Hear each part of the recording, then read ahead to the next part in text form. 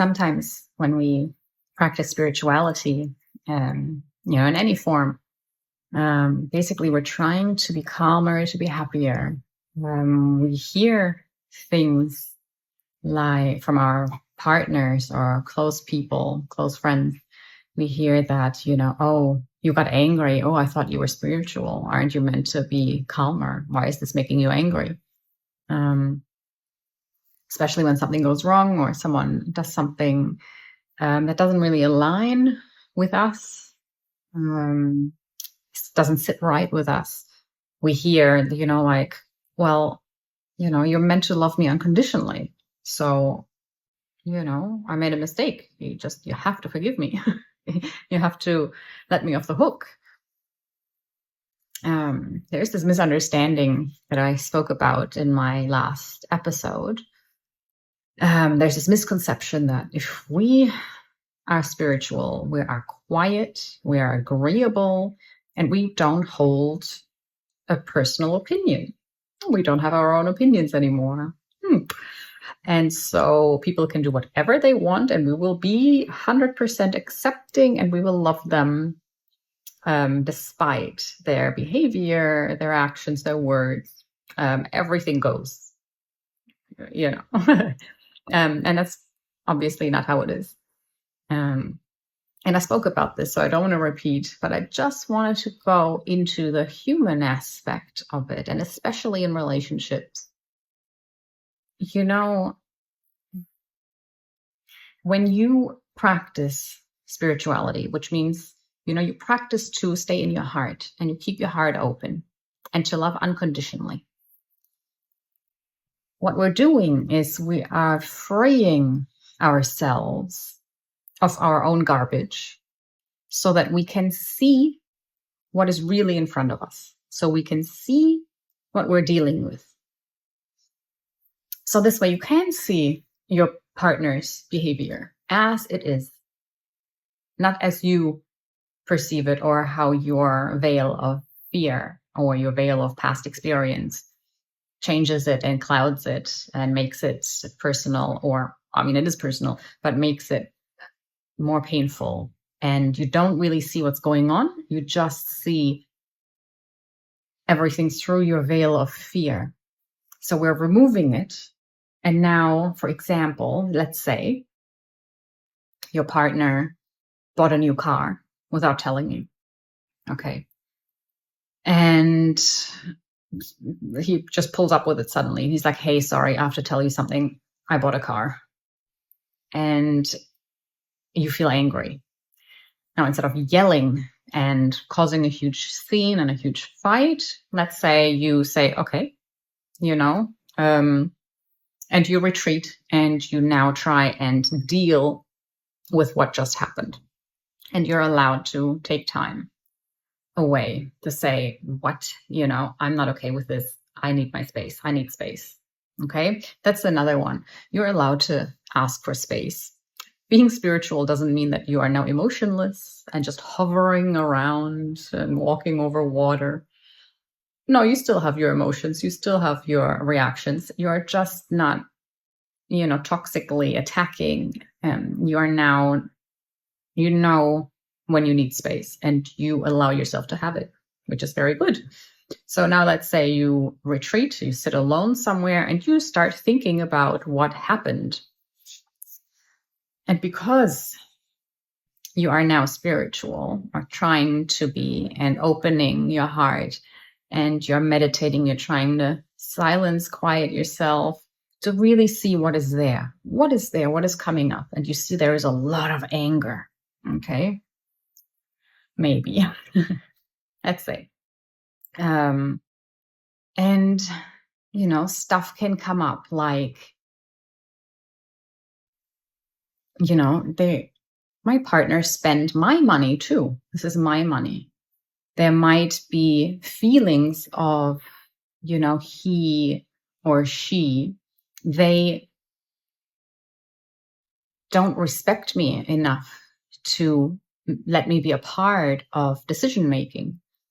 They don't respect me enough to understand that this money is our money, that I have a voice too, that I can decide. They just think I do whatever I want, right? It might feel like they hid it from you because they knew you weren't okay with it. Maybe you guys talked about it before and you said, we can't do it. There's no money for it. Or I don't want to spend money on this. There are other things that are more important or whatever, or just the simple, we just don't need it. We have cars. We don't need another one, for example. And they knew that you weren't okay with it and they did it anyway. There's this like disregard of your opinion, what you think. And instead of trying to get to an agreement or bringing it up again, which may or may not create a conflict, and which may mean that they cannot do what they want, which is buy a car because you're against it. And in a partnership, you guys should agree on something, especially if it's big, like buying a car, which is quite a big expense. Then in a way, this feels like you're not being respected. They knew they were doing something wrong when they did it, and that's why they were hiding it. And are they now telling you, to clear their conscience? Or, I guess with a car, you can't really hide it, right? It's there. It's going to be in the driveway. And without adding anything from the past, from your values, not really values, but anything that's happened in the past, any of your traumas, without adding it, just being calm and clear. You see, this was hidden from me. I was not included, or we tried to talk about it and he went over my head, she went over my head and did whatever they wanted anyway, without regard how I feel or how it would make me feel. And you can think, okay, well, this is happening. This person is presenting themselves to me. This is who they are. This is how they are. And how often does this happen? You can calmly think now, how often is this a one-off? Is this something we can talk through, or does this happen a lot? Because that is also very important to understand. Do they feel remorse, or are they really just clearing their conscience? Are you now able to go to them, to your partner, sit down with them and have a conversation about it? How that is not okay, how you're really not okay with what happened because, and do they see that? And are they apologetic? And are they open to maybe take the car back? Can they see that, oh my God, I'm so sorry. I can't believe I did this. I can't believe I treated you like that. I'm stressed. I'm in pain. There are reasons why people act like that. And they are usually pain, a denial of how they feel. They're lost. There's so much pain. They don't know how to deal with it. The car will fill the emptiness, right? It's like an urge, or like I have to do this, or there's nothing in my life because I can't see past my pain, past this, they're unconscious. They're dishonest in the way they went about it. Complete disregard for you. I've taken you completely out of the equation. I don't care. I'm just going to do what I need to do, type of thing. And now, are you able to talk to them about it? Is there an openness? Is there even an ability for them to communicate with you, to connect, to understand what happened? And then can they say, okay, well, the right thing to do would be just take it back. Usually there is a window in which you can take the car back, reverse the sale. Or is it, or does your partner meet you with, maybe they know you're spiritual and they're like, look, I made a mistake. Okay, I'm sorry. I feel really sorry. I told you about it. I would take it back if I could, but, you should just forgive me. You should just be okay with it because, you're spiritual. You love me. And I love you.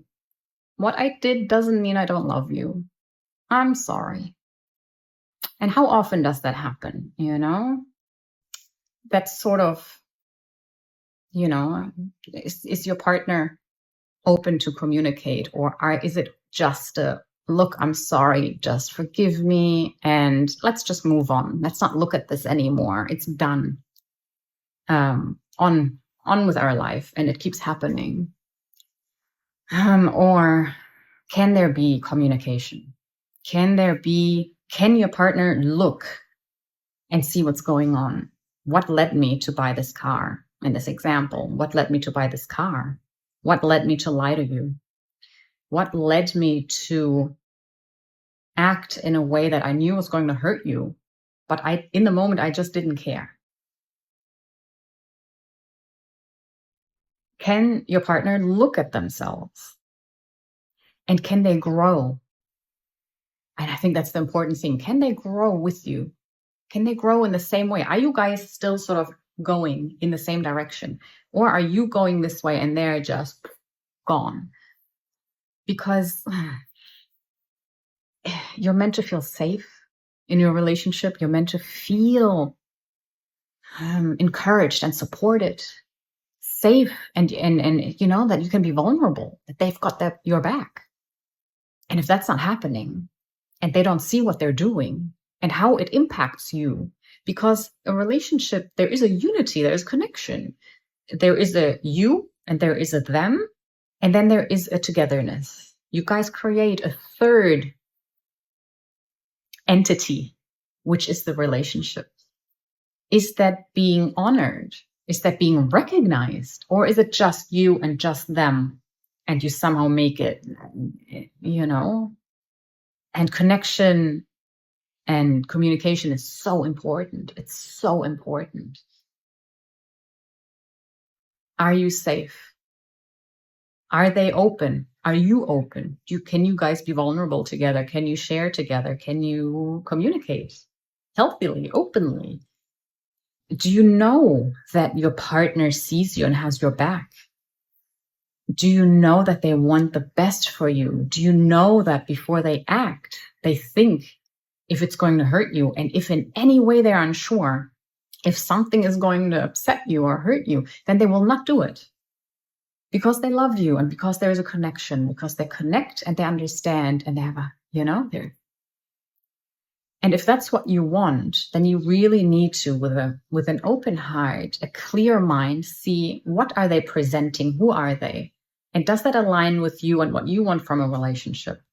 And then from there, go, yes, this is all exactly in alignment, or we're working on it. There is an open communication and an open will to grow and to learn, or it's just not happening. And then being spiritual, you can end a relationship, right? You can move on because you can see that we're not growing the same path. We're not on the same path anymore. And, the people who are meant to be in your life, who resonate, who will make you feel safe and help you connect and help you unfold, they will find you if you stay true to your path.